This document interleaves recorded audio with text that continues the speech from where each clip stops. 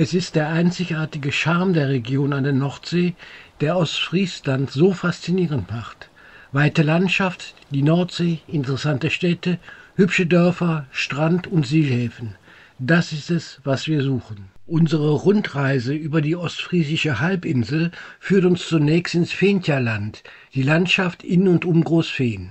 Dann geht es nach Berrumerveen, in der Nähe von Norden bzw. Hage.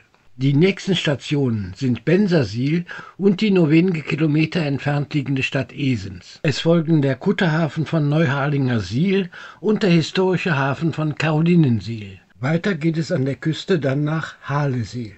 Von dort aus fahren wir in die Stadt Jever im Landkreis Friesland. Los geht es im Fenjaland. Hier entstand 1633 das erste Feengebiet aus dem unwirtlichen Moor. Im Gebiet von Großfehn liegt also die älteste Feenanlage Ostfrieslands. Hier wurde der erste Feenkanal gegraben, um das Land zu entwässern und Torf zu transportieren. Heute ist das hier eine Landschaft aus Kanälen bzw. Wiken, Mühlen, Kapitänshäusern und den weißen Klappbrücken. Das ist jetzt hier in Großefehn. Wir fahren weiter nach Westgroßefehn.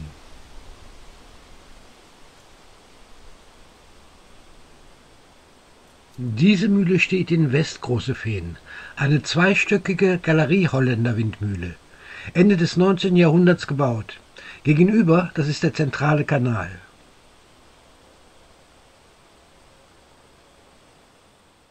Auch 30 Kilometer entfernt finden wir weitere Kanäle. Hübsch, oder? Der Berrumer Feenkanal, der diente auch zur Entwässerung der Moorflächen und man konnte auf ihm mit dem Boot bis in die Stadt Norden fahren.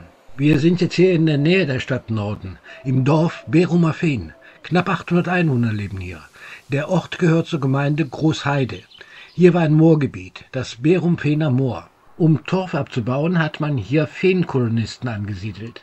Beim sogenannten Kompaniehaus der früheren Feenkompanie steht diese ehemalige Grundschule. Hier finden wir eine Feldbahn mit Torfloren.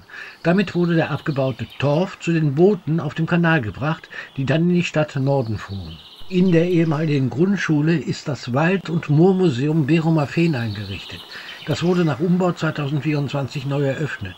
Und das hier ist dort ein Diorama, das den Torfabbau zeigt.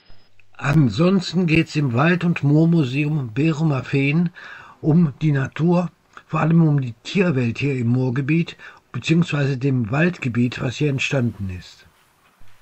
Das ist hier in den Schaukästen, insbesondere auch mit Dioramen, sehr schön dargestellt.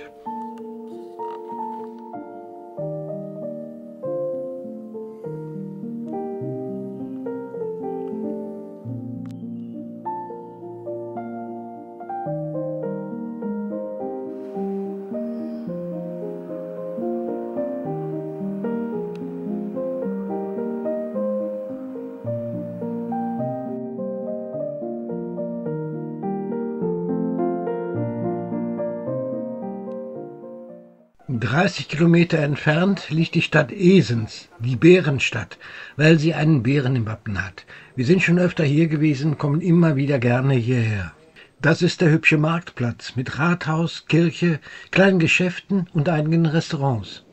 Es gibt auch einige hübsche große und kleine Häuser hier in der Innenstadt. Und die Fußgängerzone, die lohnt sich. Hübsch hier. Nette Häuser, eine Windmühle, Wall und so weiter.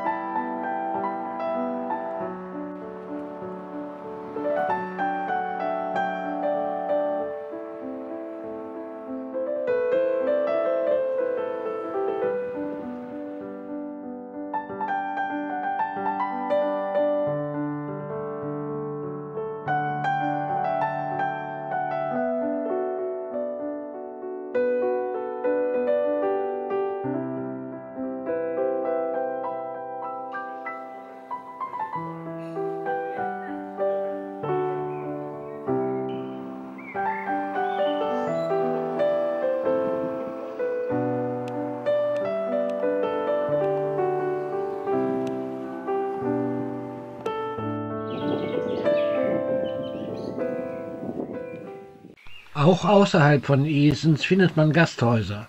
Da kann man mal eine Pause machen.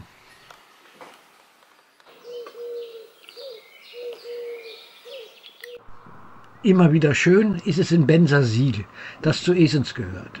Vor dem Deich, da liegt der Strandbereich, ein Hallenbad, das Hafenbecken und der Fährhafen mit der Fähre nach Langeoog.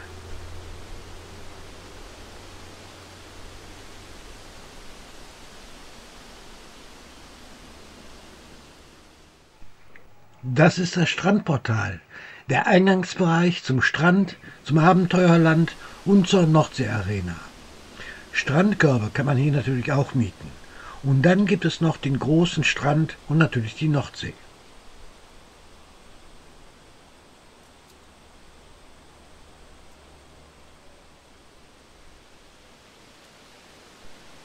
Knapp 10 Kilometer die Küste entlang und wir sind in Neuharlinger Siel, ein Kutterhafen. Einige Fischkutter, die liegen hier, andere werden zu Ausflugsfahrten genutzt. Manchmal ist hier sogar ganz reger Schiffsverkehr. Das ist ein Hafenbecken und ein Siel zugleich. Von Neuharlinger Siel aus fährt übrigens die Fähre nach Spiekeroog. Der Fährhafen liegt gleich neben dem historischen Kutterhafen.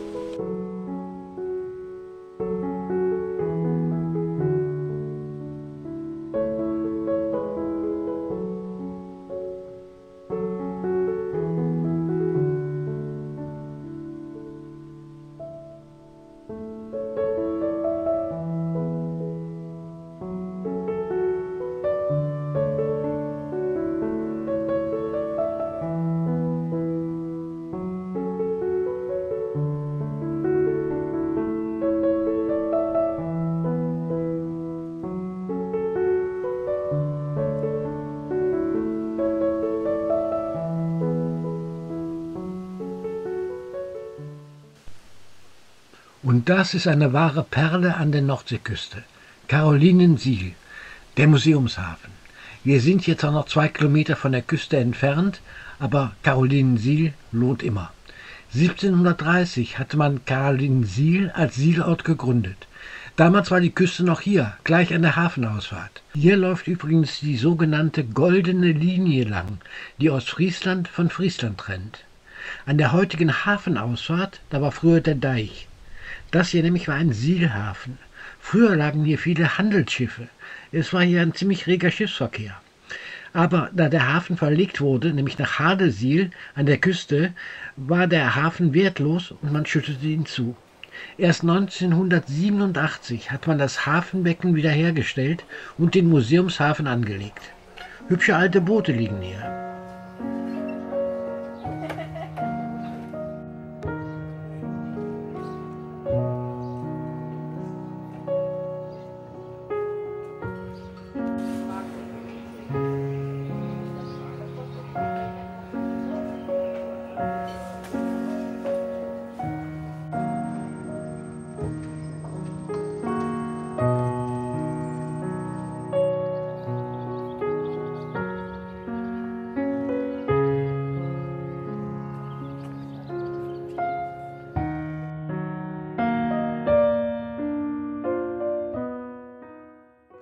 Der Raddampfer Concordia II, ein Ausflugsschiff. Das Schiff pendelt zwischen Carolinensiel und dem Hafen Hadesiel.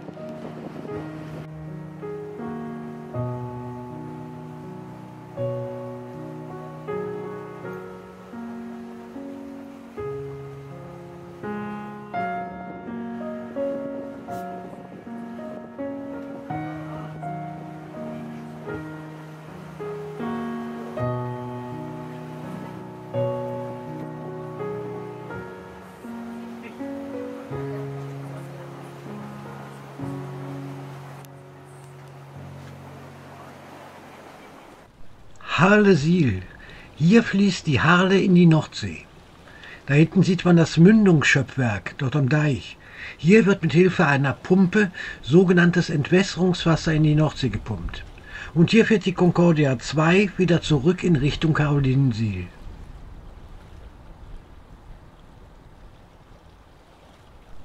Hinterm Deich liegt der Hafen von Hahlesiel, das Hafenbecken, ein paar Schiffe, ein Ausflugsschiff und die Fähre nach Wangerooge.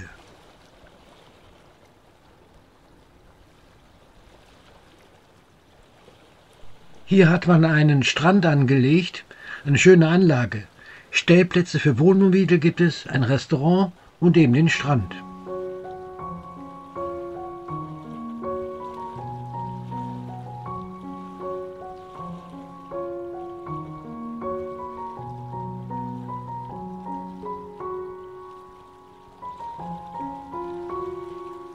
Die Fähre, die hier gerade anlegt, die kommt von der Insel Wangerooge.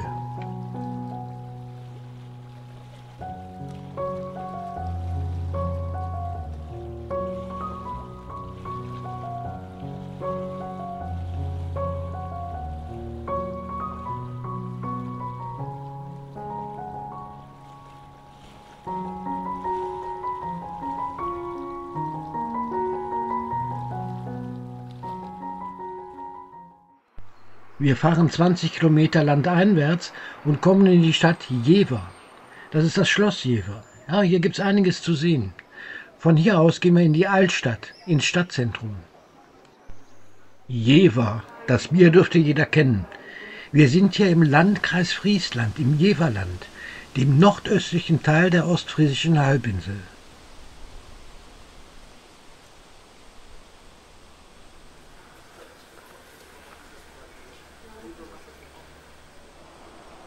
Die Straßen und Gassen der historischen Altstadt. Dem Namen Maria begegnet man hier in Jever öfter. Maria, das war die letzte Regentin, Fräulein Maria von Jever. Ihr verdankt man mehrere kulturelle Einrichtungen und sie hat Jever im Jahr 1536 auch die Stadtrechte verliehen.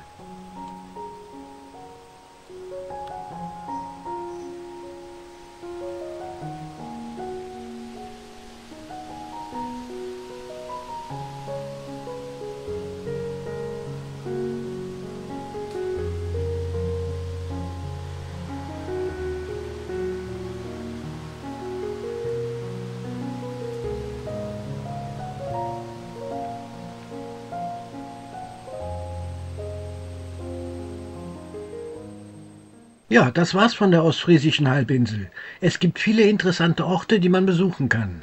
Viel mehr, als wir auf dieser Rundreise gesehen haben. In diesem Sinn, tschüss.